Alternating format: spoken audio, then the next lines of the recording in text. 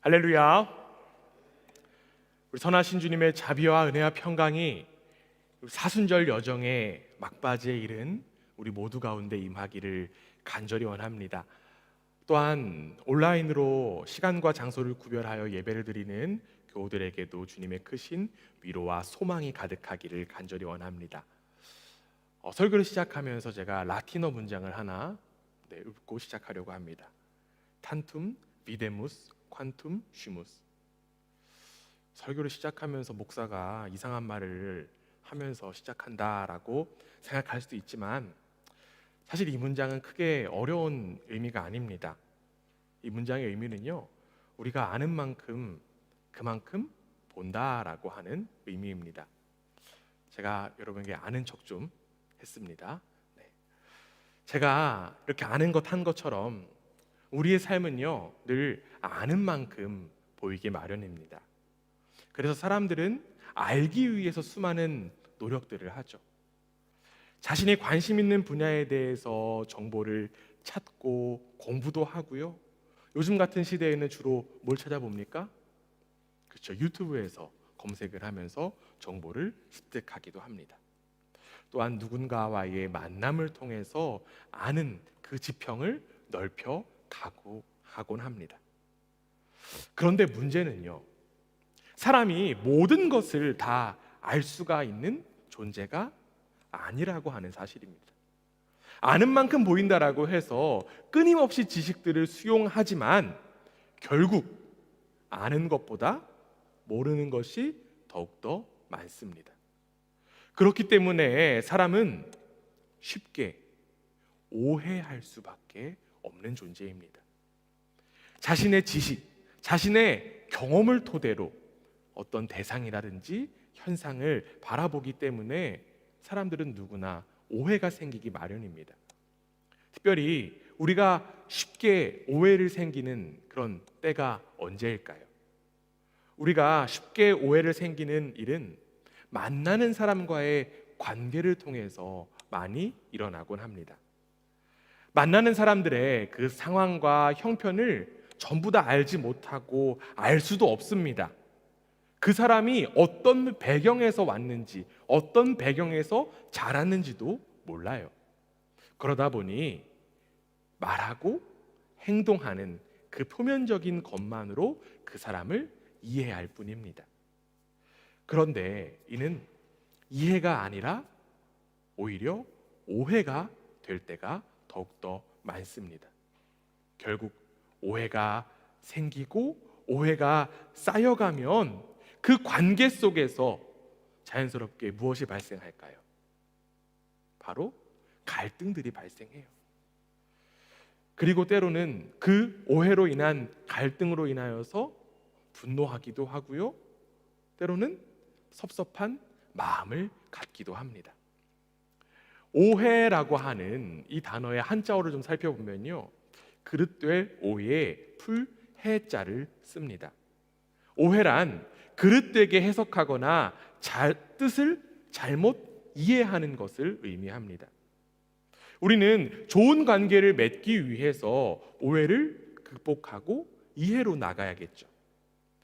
오해를 당연히 받아들이되 오해에 머물지 않고 이해에 이르도록 나아가야만 합니다. 이렇게 사람과의 관계 속에서 쉽게 오해하는 일들이 있듯이 우리는 하나님과의 관계 속에서도 쉽게 오해하는 경우들이 있습니다. 하나님을 제대로 알고 이해해야 하는데 안타깝게도 수많은 사람들은 자신들이 경험하고 자신들이 아는 만큼 하나님을 이해합니다. 그러다 보니 하나님을 향한 이해는 오해에 그칠 때가 많습니다.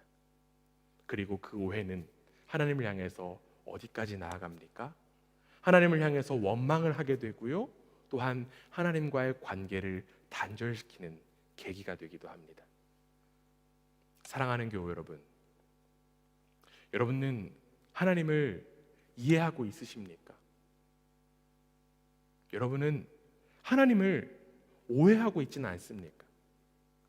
혹시나 우리가 하나님을 오해하고 있는 모습들이 있다면 여러분은 하나님을 어떻게 오해하고 있으십니까?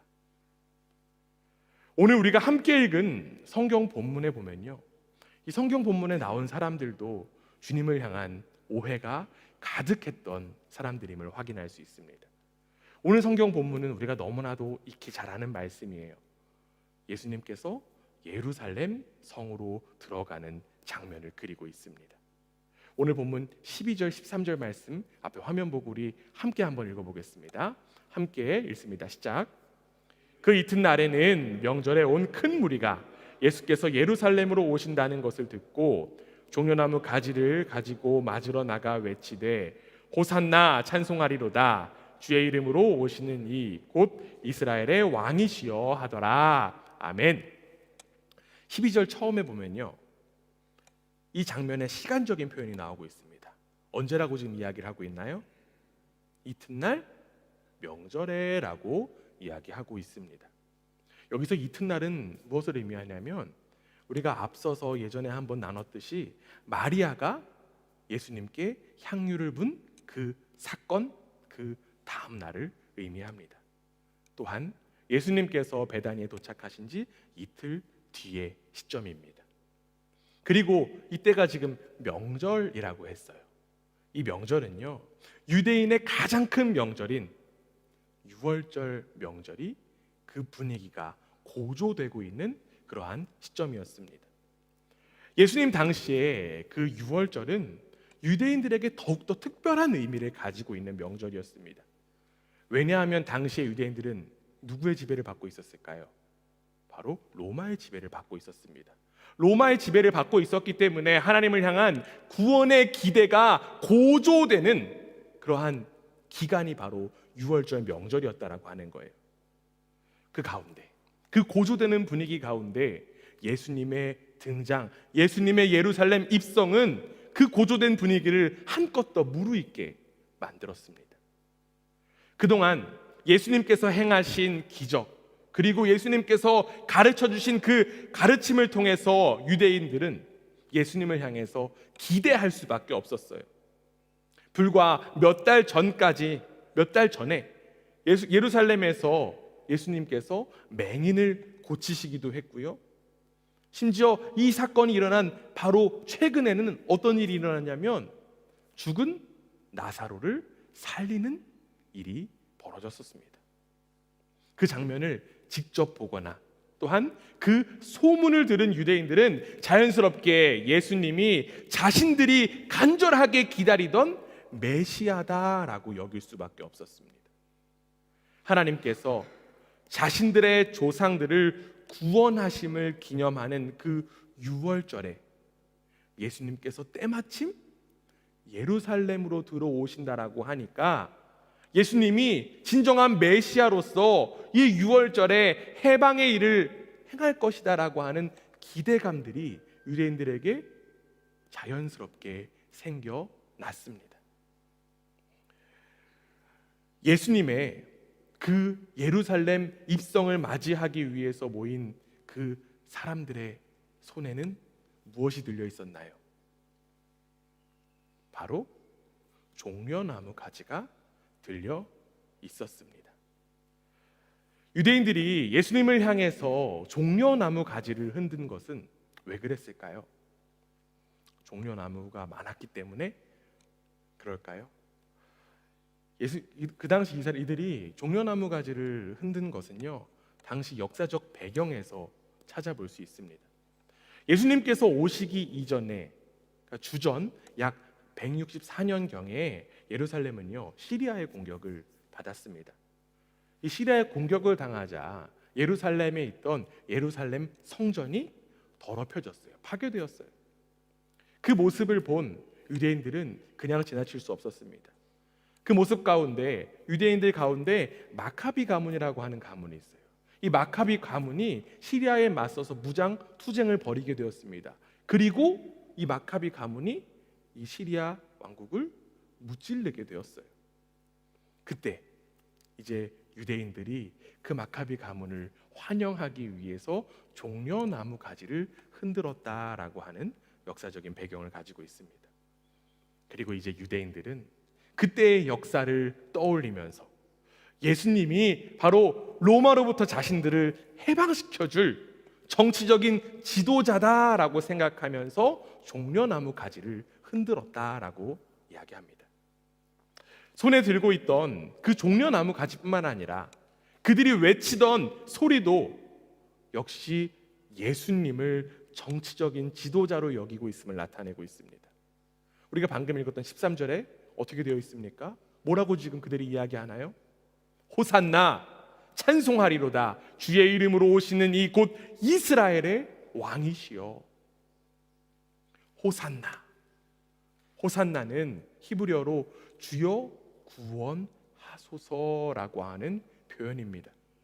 그리고 지금 이 문장 가운데 이어지는 이스라엘 왕이라고 하는 표현은요, 다윗의 후손으로 앞으로 올 그 왕으로서의 메시아를 의미합니다. 결국 예수님이 예루살렘에 입성할 때 모였던 그 큰 무리들은 예수님을 왕으로서의 정치적 역할을 기대하며 모였던 거예요. 그들은 예수님을 통해서 이전에 마카비 가문이 전쟁에서 이겼던 것처럼 로마의 압제에서 벗어나게 하는 민족적인 해방을 예수님께서 해주실 것이다 라고 하는 기대 가운데 모여 있었습니다. 유대인들의 그 민족적 해방에 대한 열망이 예수님께 고스란히 투영되었고 그들은 그 열망으로 예수님을 정치적인 지도자로만 여겼습니다. 유대인들의 이 예수님을 향한 기대와 열망 간절하게 느껴지기도 합니다. 그러나 안타깝게도 이들은 예수님을 완전히 오해했습니다. 이 예루살렘에 예수님께서 들어오시는 장면 가운데 가장 첫 번째로 오해한 이들이 바로 이 유대인들 큰 무리의 사람들이었습니다. 그들은 자신들이 처한 상황 속에서 그리고 그들의 역사적인 배경 속에서 예수님을 이해했던 것입니다.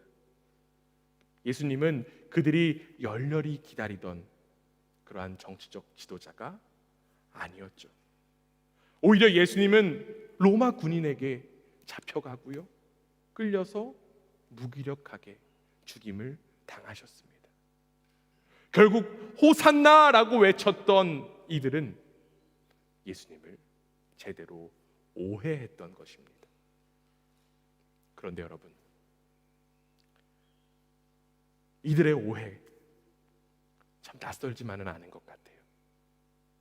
우리도 이 예수님을 호산나라고 외치며 환영하던 이들처럼 예수님을 우리의 바람과 우리의 욕망의 대상으로 바라볼 때가 너무나도 많기 때문입니다. 우리는 신앙생활을 하면서 수많은 하나님의 은혜를 경험했습니다. 맞습니까? 여러분, 수많은 하나님의 은혜 경험하셨습니까? 그리고 그 은혜를 찬양하고 감사합니다.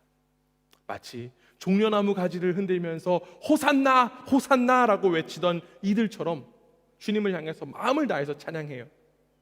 그런데 문제는요, 내 삶의 문제가 사라지면 어떻습니까? 주님을 찾지 않습니다. 위기의 자리에서는 어떻게까지 기도합니까? 주님, 제가 이렇게까지 하겠습니다. 주님, 제가 이렇게 하겠습니다. 서원 기도까지 하면서 주님을 환영하지만 모든 문제가 해결되면 어떻게 합니까? 찬양하던 그 목소리는 찾을 수 없는 것이 바로 우리의 현실입니다. 주님을 단순히 그 요술 램프 속에 진이로만 여기는 모습, 자신의 욕망을 이루기 위한 수단으로만 주님을 이해하다 보니 결국 주님께서 걸어가신 그 십자가의 길은 나와는 상관없는 모습이 되어버린 것입니다. 혹여나 자신의 욕망, 자신의 욕심에 갇혀서 주님을 제대로 이해하지 못하고 오해하는 이들이 있다면 이 시간 우리의 시선, 우리의 마음을 돌이키기를 간절히 원합니다. 예수님의 그 예루살렘 입성 장면 가운데 환영했던 큰 무리도 예수님을 오해했지만 또 다른 오해의 사람들이 있었습니다. 이 두 번째로 오해한 사람들이 누구였냐면요, 바로 그들은 바리새인들이었습니다. 오늘 본문 19절 말씀 함께 한번 읽어보겠습니다. 함께 읽습니다. 시작. 바리새인들이 서로 말하되 볼지어다 너희 하는 일이 쓸데없다. 보라 온 세상이 그를 따르는도다 하니라. 이 바리새인들이요, 예수님을 제대로 오해한 이들이었어요. 바리새인들은 예수님을 향해서 큰 무리가 환영하는 그 모습이 탐탁치 않았습니다. 무엇보다 바리새인들은 메시아가 갈릴리 나사렛이라고 하는 비천한 곳에서 나올 수 없다라고 확신했었습니다. 그렇기 때문에 바리새인들은 예수님을 메시아로 인정하지 않았어요. 그리고 단지 예수님을 자신들의 위치, 자신들의 권위를 빼앗을 위협적인 존재로만 여겼습니다. 그들의 시선은 예수님을 향하기보다 오히려 예수님을 향해서 모인 이들에게만 향했어요. 바리새인이라고 하는 표현의 의미는요, 분리된 자들이라고 하는 의미입니다. 이처럼 그들은 율법을 누구보다도 잘 알고 율법대로 살려고 하기 때문에 분리된 이들이었습니다. 그렇기 때문에 어쩌면 그 누구보다 하나님의 존재를 더욱더 빨리 금방 알아차려야만 하는 존재입니다. 하나님을 제대로 이해한다라고 하면, 하나님을 제대로 안다라고 하면 또한 예수님의 존재도 제대로 이해할 수 있어야만 합니다. 그러나 이들은 지식적으로는 주님을 많이 안다라고 자부했지만 어떻습니까? 주님을 제대로 이해하지 못했습니다. 이들은 예수가 자신들의 기준에 합당하지 않는다라고 하는 이유로 예수를 하나님의 아들로 인정할 수 없었습니다. 또한 자신들의 기준 속에 갇혀 하나님을 제대로 이해하지 못한 이 바리새인들은 어떠한 태도를 갖습니까?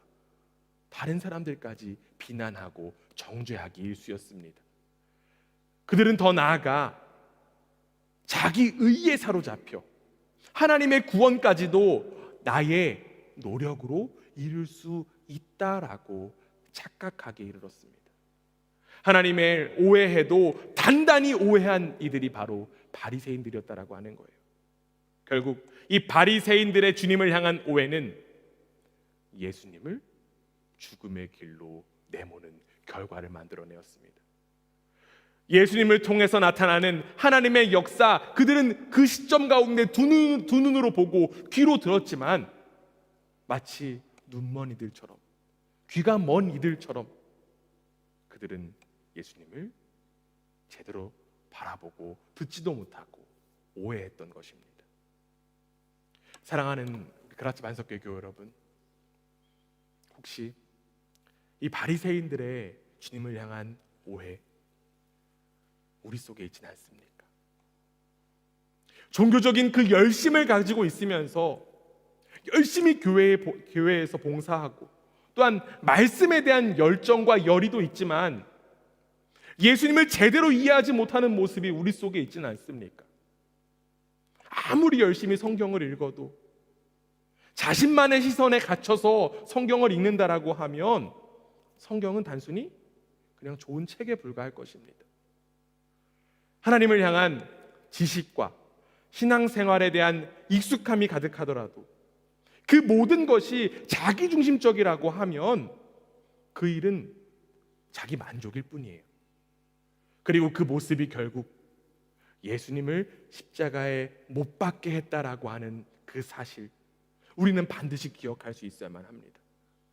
혹여나 우리 속에 주님을 향한 이 바리새인들처럼 오해를 하고 있는 모습이 있다면 여러분, 이 시간을 통해서 되돌리기를 간절히 원합니다. 자기 의와 자기 만족 속에 갇혀서 신앙생활하고 주님 바라보는 그 일에서 벗어나 예수 그리스도를 제대로 이해하되 예수 그리스도 닮아가는 우리 모두가 되기를 간절히 원합니다. 여러분, 그렇다면 어떻게 해야 주님을 향한 오해에서 벗어나 제대로 된 이해를 할 수 있을까요? 어떻게 하면 우리가 제대로 신앙생활을 할 수 있을까요? 신앙생활 오래 하고 또한 많이도 했어요. 그런데 언제까지 우리가 오해만 해야 될까요? 여러분, 제자들처럼 예수님을 열심히 따라다니면 가능할까요? 안타깝게도 제자들도 역시나 이 예수님의 예루살렘의 입성의 장면을 보고서 오해했었습니다. 이 예루살렘의 입성의 장면, 이 장면 속에 예수님을 오해한 세 번째 무리는 바로 제자들이었습니다. 오늘 본문 16절 말씀입니다. 함께 읽습니다. 제자들은 처음에 이 일을 깨닫지 못하였다가 예수께서 영광을 얻으신 후에야 이것이 예수께 대하여 기록된 것임과 사람들이 예수께 이같이 한 것임이 생각났더라. 요한복음의 기자는요, 제자들이 예수님의 모습을 당시에 제대로 이해하지 못했다라고 지금 기록하고 있습니다. 아마도 그들은 예수님의 입성을 함께 하면서도 다른 생각을 품고 있었던 모양입니다. 아마 그들은 어떤 다른 꿍꿍이가 있었던 모양이에요. 마가복음 10장에 따르면요, 어떤 제자는 예수님의 좌우에 앉게 해달라고 하는 요청하는 그런 장면들이 나옵니다. 또한 누가복음 22장에 보면요, 그 최후의 만찬의 자리에서 예수님께서 자신의 죽음에 대해서 말씀하시는 그 순간에 제자들은 누가 이인자인가라고 하며 논쟁을 벌이고 있는 장면이 나옵니다. 이러한 제자들의 모습을 볼 때 그들 역시나 예수님을 제대로 오해하고 있었습니다. 그리고 그 오해는 아마도 예수님을 향해서 환호성을 지르는 그 사람들을 보고 자신들의 어깨를 더욱더 들썩이게 만들었을 것입니다. 마치 호랑이 앞에 걷는 여우가 자기 때문에 다른 동물들이 무서워한다라고 착각하는 것처럼 예수님이 정치적인 왕이 되고 자기들도 한 자리를 차지할 것이라고 하는 헛된 꿈을 꾸면서 그들은 걸었던 것입니다.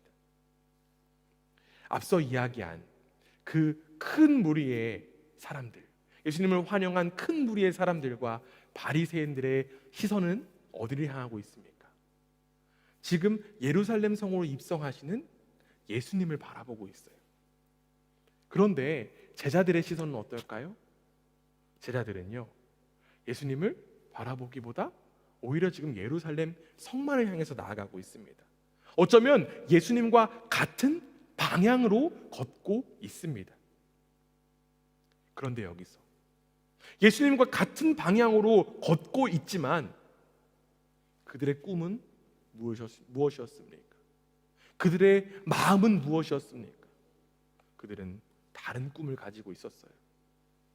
예수님의 요청에 따라 3년이나 인생을 던져서 예수님을 따라다녔지만, 그리고 예수님과 함께 동고동락했지만 그들은 안타깝게도 예수님을 제대로 이해하지 못했던 거예요. 물론 16절에서 이야기했던 것처럼 이후에 이 제자들이 모든 것을 깨닫게 되었지만 예수님께서 예루살렘을 입성하는 그 당시에까지만 해도 그들은 예수님을 오해하고 있었던 거예요. 예수님을 따라다녔고 예수님의 가르침을 들었으며 예수님의 기적을 직접 경험한 제자들도 예수님을 오해했다라고 하는 이야기, 우리에게 때로는 절망스럽게 느껴질 수도 있습니다. 왜냐하면 우리도 지금껏 그렇게 신앙생활을 했기 때문입니다. 이 제자들의 오해를 바라보면서 신앙에 회의가 드는 분들도 계실지 모르겠습니다. 그러나 여러분, 우리는 이 앞서 살펴본, 우리가 지금 살펴본 이 세 가지 부류의 이 사람들의 모습 속에서 공통점을 찾아볼 수 있습니다. 그들의 공통점 무엇입니까? 그들 모두는요, 하나님 믿는 이들이었습니다. 또한 다른 공통점이 무엇입니까? 그들은 자신들의 기준과 자신들의 시선 속에서 예수님을 바라보았다라고 하는 것이죠. 결국 그들은 자기중심성 가지고 하나님을 믿는 일, 하나님을 향해서 열심을 냈지만 예수님을 향한 오해의 길을 걸어갔음을 우리는 바라볼 수 있습니다. 단지 열심만을 가지고 해서 구원을 가질 수 없습니다. 단순히 신앙의 모양만 있다라고 해서 구원을 받을 수는 없습니다. 우리가 앞서서 계속 이전에도 살펴봤지만 갈라디아서에도 그런 말씀이 계속 나오잖아요. 다른 복음, 거짓된 복음들, 결국 자신의 노력으로, 열심으로, 행위만으로 하는 그 모습들을 의미합니다. 주님을 제대로 이해하지 못한다라고 하면 예수님께서 걸어가신 그 고난의 길 함께 걸어갈 수 없습니다. 그리고 더 나아가 예수님의 고난과 죽음은 납득되지도 않습니다. 우리는 이제 자신만의 틀에 갇혀서 예수님을 오해하는 일에서 벗어나 제대로 예수님을 이해할 수 있어야만 합니다. 여러분, 이해하기 위해서 어떻게 해야 될까요? 이해하기 위해서는 오해를 풀어야만 합니다.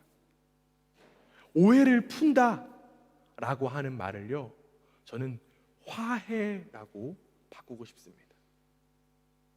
즉, 예수님을 향한 우리의 오해가 이해로 바뀌기 위해서는 반드시 화해가 필요하다라고 하는 거죠.